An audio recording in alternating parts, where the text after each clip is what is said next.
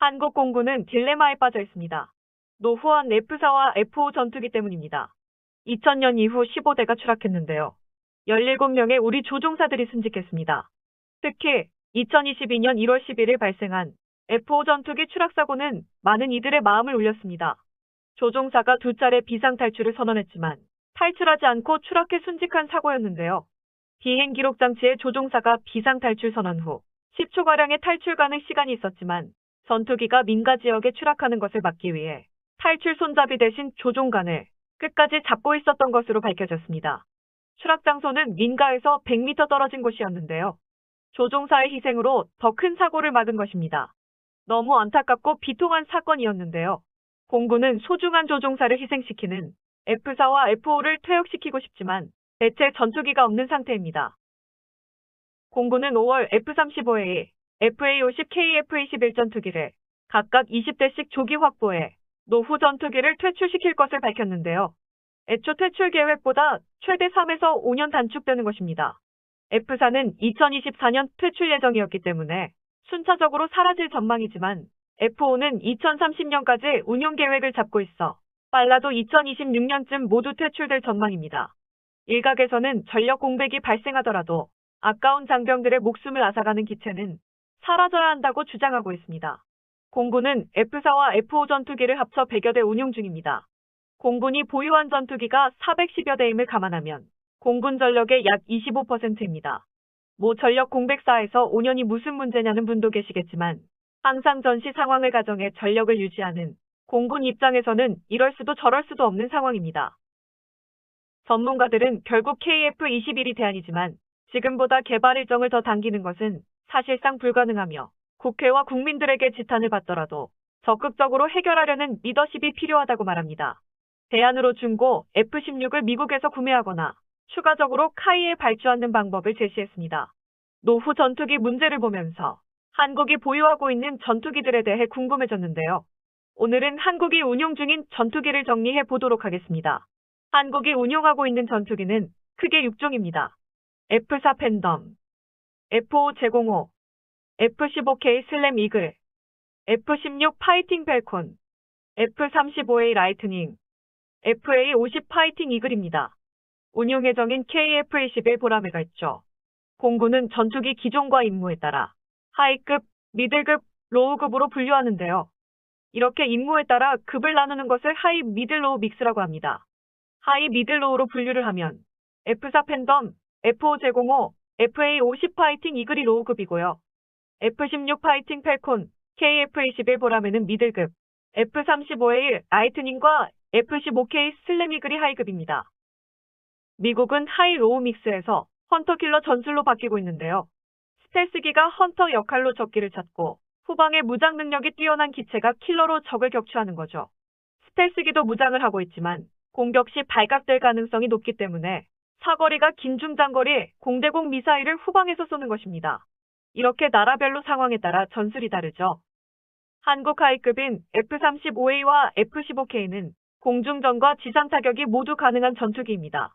미들급인 F-16과 KF-21은 하이급을 보좌하고 근접 전투를 하는 주력 전투기죠. 로우급인 F-4, F-5, FA-50은 정찰과 지상 화력 지원 임무를 수행합니다. 이렇게 임무를 분담하는 것은 닭 잡는 데 소잡는 칼을 사용하지 않기 위해서입니다. 로우급인 F4는 하이급으로 도입했는데요. 도입한 지 50년이 넘는 노후한 기체라 2000년대 F-15K가 도입되면서 로우급으로 내려왔습니다. 이렇게 하이, 미들, 로우급 기체는 임무에 따라 변경될 수 있습니다. 먼저 전투기의 대수는 추락사고 등으로 약간의 차이가 있을 수 있음을 말씀드립니다. 현재 로우급은 F4 18대, F5 80대, FA-50 60대를 운용 중인데요. F4와 F5 퇴역하면 98대의 공백이 발생합니다. 공군은 F-35 20대를 추가 도입하고 KF-21 블록 1 60대, FA-50 20대를 생산해 공백을 메울 예정입니다. 결국 노후기의 완전 퇴역은 2028년으로 예상됩니다. 미들급인 F-16은 총 167기가 있는데요. F-16 34개, KF-16 133기로 구성되어 있습니다. F-16 34기는 2016년부터 개량 사업을 진행했고요. KF-16은 2028년까지 모두 개량할 예정입니다. 개량 사업을 통해 2038년까지 운용한다는 계획입니다. 따라서 미들급은 아직 시간적 여유가 있는 상태입니다.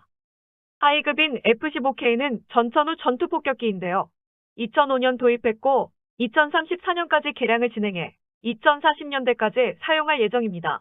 폭장량 13.5톤의 괴물 전투기입니다. KF-21의 폭장량 7.7톤과 비교하면 75%의 무장을 더할 수 있습니다. 미국 헌터킬러 전술에서 킬러 역할을 맡고 있는 전투기입니다. KF-21의 하드포인트는 최대 10개인데요. F-15K는 최대 19개입니다. F-35는 최대 10개, 외부 무장을 장착하지 않으면 4개입니다. F-15K는 60대, F-35는 도입분과 도입 예정분을 합해 60대입니다. 정리하면 2032년 KF-21의 도입이 완료되면 하이급 120대, 미들급 287대, 로우급 60에서 80대를 운용하게 됩니다. 총 467에서 487대가 되죠. 2038년 KF-16이 퇴역하게 되면 KF-21 블록이 혹은 블록 3이 추가 생산돼 167대의 F-16K 미들급을 대체하게 되겠죠. 많은 분들이 KF-21을 랩터나 F-35와 비교하는데요. KF-21이 미니 랩터라고 불릴 만큼 외형이 뛰어나지만 스텔스, 소프트웨어 등은 개발해야 될 기술이 많습니다. 그럼 왜 이렇게 KF-21이 뛰어나다고 할까요? 최신 전투기인 F-15ER과 F-16V와 비교해보면서 알아보겠습니다. 레이더 성능을 보면 F-15ER이 가장 뛰어납니다. 송수신 모듈이 1,500개 이상입니다. KF-21은 송수신 모듈이 1,200개 이상으로 추정되고요. F-16V는 1,000개 정도로 보고 있습니다. 하드웨어적인 A사 레이더의 성능은 F-15ER이 가장 좋고 그 다음이 KF-21 마지막이 F-16V입니다.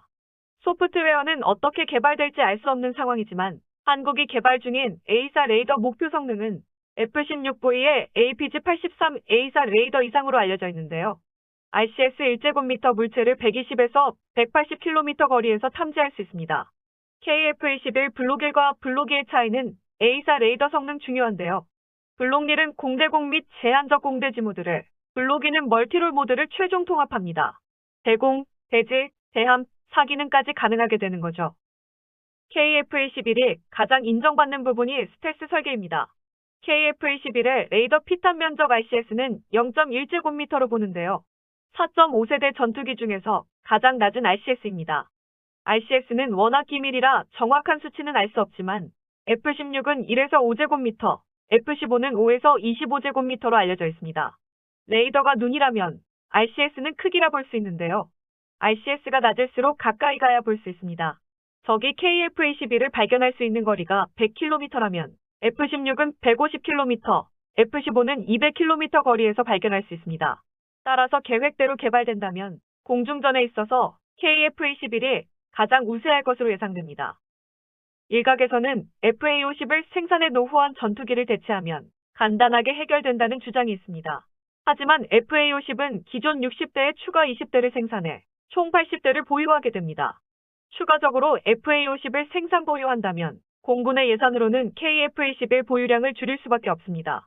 게다가 FA-50의 현재 성능으로는 공군의 요구 조건을 맞출 수 없습니다. 전투기의 운항거리는 여러 가지가 있습니다. 페리항속거리, 최대항속거리, 작전거리, 전투행동반경이 있습니다. 페리항속거리는 외부 보조 탱크까지 사용하고 무장을 하지 않고 최대한 갈 수 있는 거리입니다. 최대항속거리는 무장하지 않고 내부 연료만으로 갈 수 있는 거리입니다. 작전거리는 무장을 하고 갈 수 있는 최대거리입니다. 전투행동반경은 애프트버너 사용, 저공비행 등 실제 전투와 같이 운용하면서 작전을 수행하고 무장과 연료를 최소화만 남긴 채 돌아올 수 있는 최대거리입니다. 전투행동반경을 작전반경이라고도 하는데요. 작전거리로 헛갈려 합니다. 작전반경은 작전공역 채공 시간 설정에 따라 달라지기 때문에 작전공역에 5분 채공 설정을 하는가, 30분 혹은 1시간 설정을 하는가도 중요합니다. FA-50의 페리항속거리는 2600km, 최대항속거리 1900km, 전투행동반경은 444km입니다. KF-21은 페리항속거리 2900km, 전투행동반경은 1350km입니다. 전투행동반경이 1000km는 중요한 의미를 지니는데요. 한국 영토 내의 비행장에서 출발해 중국 베이징과 일본 도쿄에서 작전을 수행할 수 있는 거리입니다. 또한 제주도에서 대만까지가 1100km입니다. 미래를 위해서라도 작전 반경이 짧은 FA-50보다는 KF-21을 운용하는 것이 효율적입니다. 또한 KF-21의 폭장량이 7.7톤인데요. FA-50은 4.5톤입니다.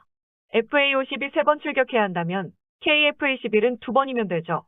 북한만을 생각한다면 현재의 하이 미들 로우 믹스가 맞지만 앞으로를 생각한다면 한국도 헌터킬러 개념의 운용이 필요합니다. KF-21이 계획대로 4.5세대 최고의 전투기로 개발되어 300대 이상 수출되기 바라며 마칩니다. 시청해 주셔서 감사합니다. 구독과 좋아요는 저에게 힘이 됩니다.